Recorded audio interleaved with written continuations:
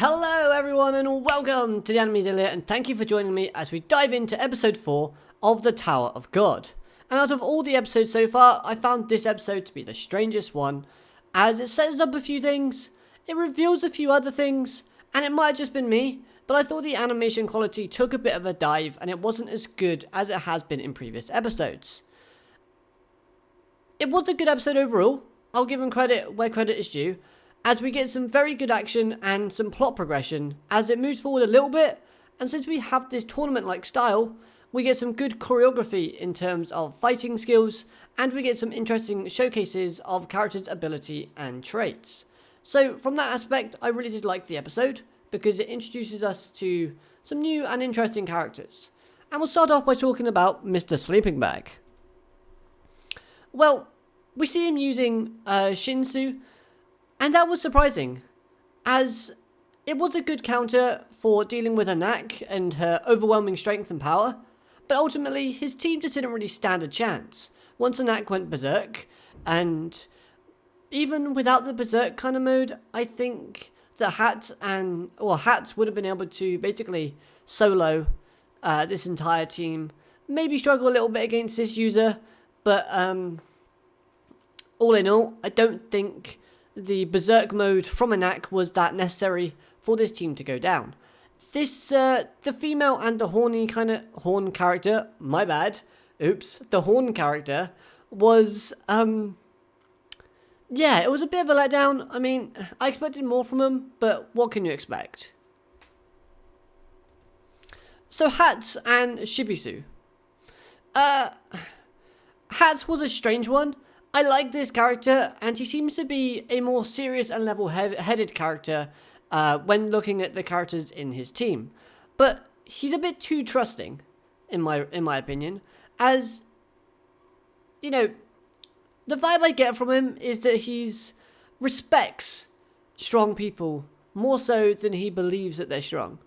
And maybe it's because he has the ability to sense the flow of SHINSHU or aura emanating from a person, allowing him to see the hidden potential in someone or something. And maybe he does believe that the tracksuit guy has that hidden potential, or maybe he's just naive in the sense that he's just too trusting of his team and believes that Shibisu can basically use a killing technique. He might be able to, but this episode clearly did not want us to believe that. Now, Hatz doesn't seem like the character to make mistakes. Plus, I think he can also control his swords while they're in the air. Now, bearing in mind, I've looked back at episode 1 where we see him face against Anaaks, and the two times that we see him use his swords is this episode and episode 1. Now, one interesting thing to note is that in both episodes and both fights, the sword that is thrown in the air is the red sword.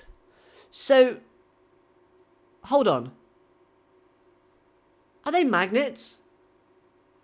Normally, whenever you depict a magnet, or whenever I've seen a magnet being displayed in like a book or anything like that, they always use the colours red and blue.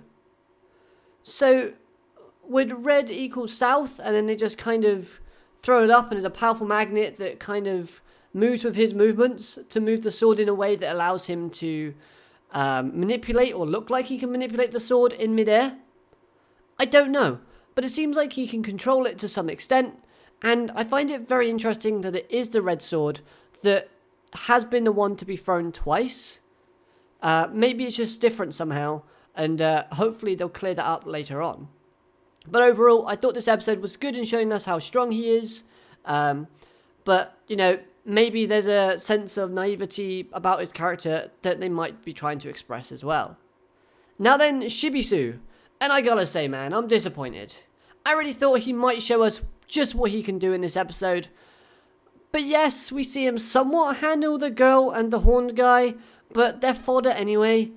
And I just can't help get this feeling that this character has more.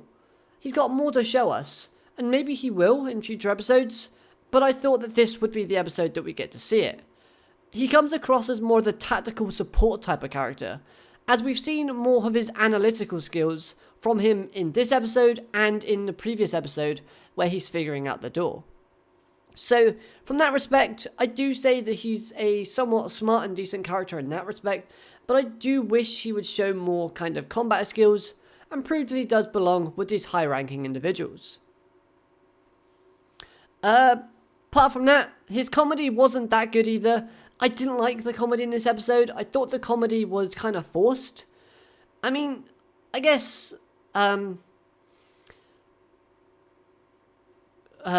what's his name? Kun is his like sort of little comedy gag where he was like like that to Rax, but at the end of the day, can I focus? Hello? Okay, sorry about that. But I just thought that the comedy in this episode felt kind of forced and wasn't necessary. But I mean, oh well, hopefully this character shows us something really good in moving forward. Otherwise, I'm just going to see him as the tactical tag-along. But I've seen a few people comment saying that, you know, he's a bit more than that. Let's hope we see it soon. Right then. So Anaaks. Now, being that we learned that she is a princess in this episode, and we learned that her second name is part of the princess-like family line, and that she has Green April as a result of this, was a very good reveal. As it got me thinking, once I heard this guy say her name, like once he said Anaaks Jahad, or Jahad, however you want to pronounce it, it got me thinking like, okay, where have I seen that surname before? It's the girl that, the girl that gave Bam Black March. So then, I like that. I like the fact that they revealed her name, and then they dropped the actual kind of like, if you haven't got it already, yeah, she's a princess. But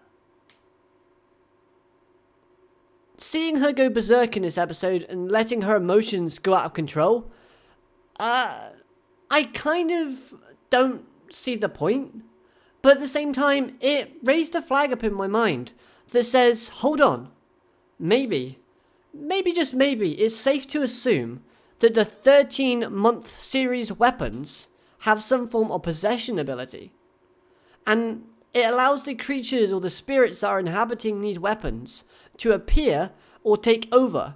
Much like how we see Anaaks' weapon always morph and change, maybe she's accessing Green April's abilities a little bit more, allowing her to basically allow her to have the ability to kind of extend and whip around and grow.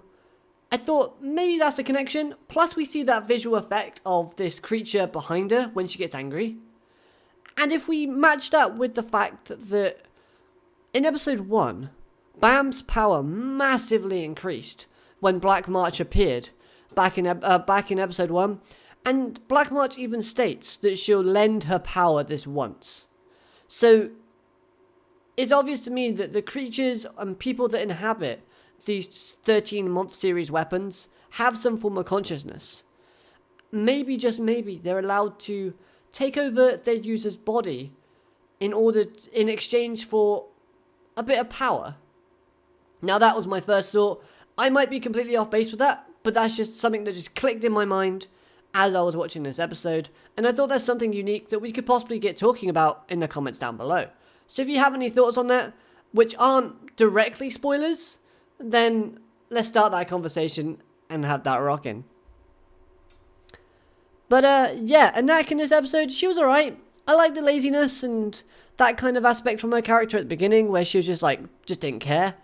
But then when she just kind of awoken the beast as such, I thought it was unnecessary, but I liked the way that it moved the plot forward, and then we have this kind of bet between herself and Bam that just kind of builds tension with his character, as well as she has tension building with another character, which we'll get to in just a second. But first of all,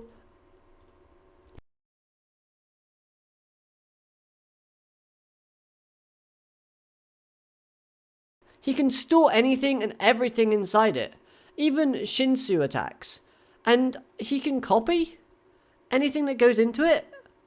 So this bag would basically, we could see him mimicking other forms of attacks that he's managed to store in this this bag as such. Because if he can copy like the crown that we see him do in this episode, then maybe he can kind of catch the SHINSHU blast and then kind of close it and then express it again later on in order to kind of add to his arsenal and his array of abilities. I think that would be a pretty cool concept, and it's something that could actually work based on the information that we know thus far.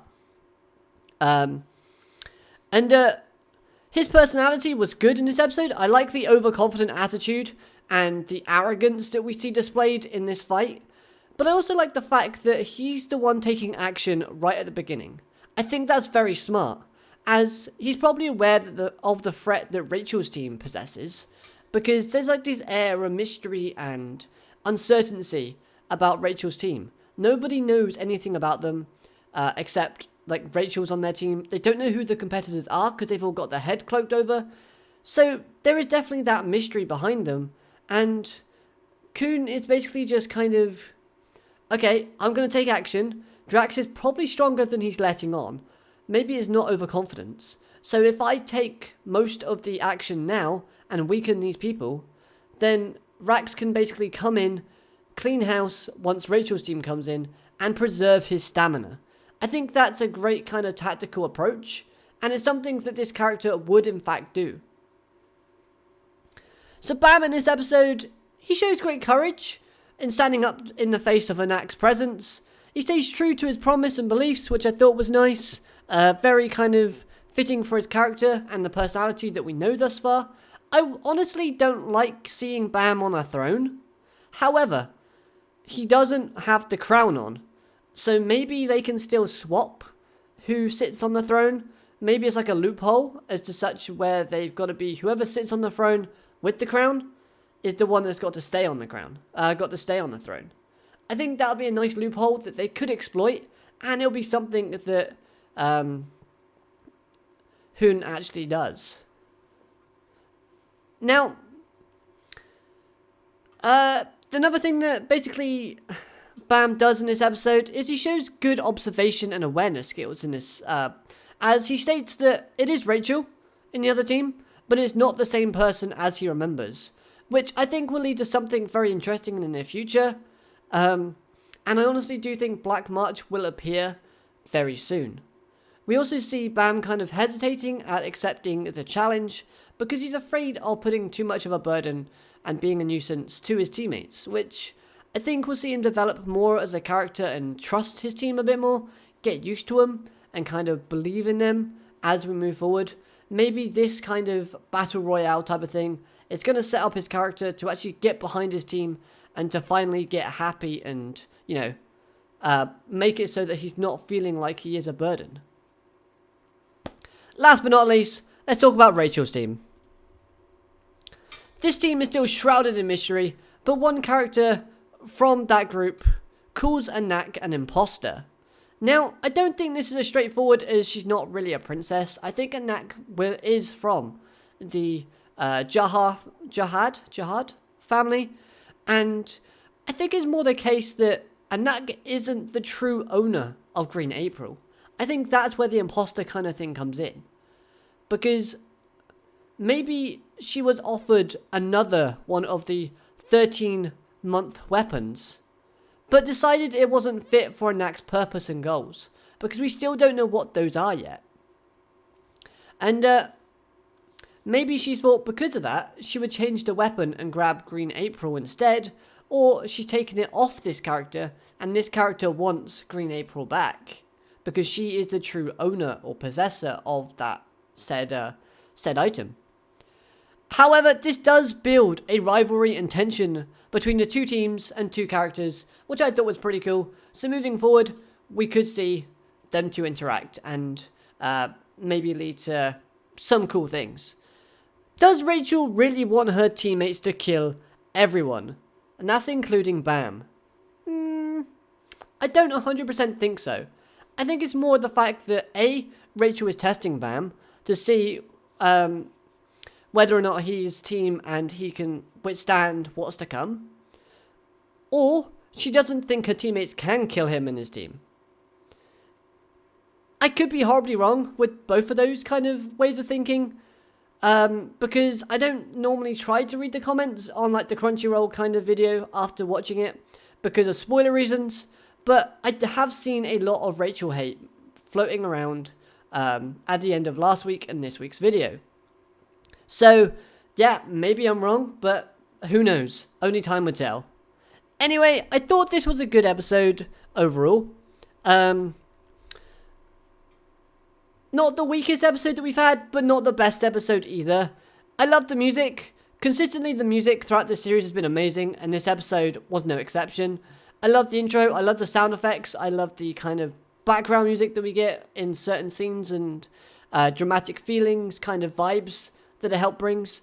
I think all of that is great. The animation again was janky in some places, which was a letdown because we're used to this show being like high quality animation. But I think it was fun. It gave us a few things to kind of talk about and discuss. And will Anaaks' bet come true? Will she win? Will Bam win? Who knows? Only time will tell, and we'll have to wait and see. So let me know all of your thoughts on this episode down in the comment section below. Did you enjoy it? Do you think that Bam should have taken the throne? Yes or no? What are your thoughts on that? I'd love to hear everything you have to say about said episode. Again, try not to put too many spoilers in the comments, but let's start a conversation and see how things go. Remember to be respectful to everyone in the comments as well, so if someone says something you don't agree with, even if it's myself, well, I guess if it's myself, you can grill me as much as you like. But, with all that being said, I hope you've enjoyed this video. If you have, hit that like button, subscribe if you're new so you never miss a video from me, and until next time, I hope you have an amazing day. Arigato, matane, goodbye.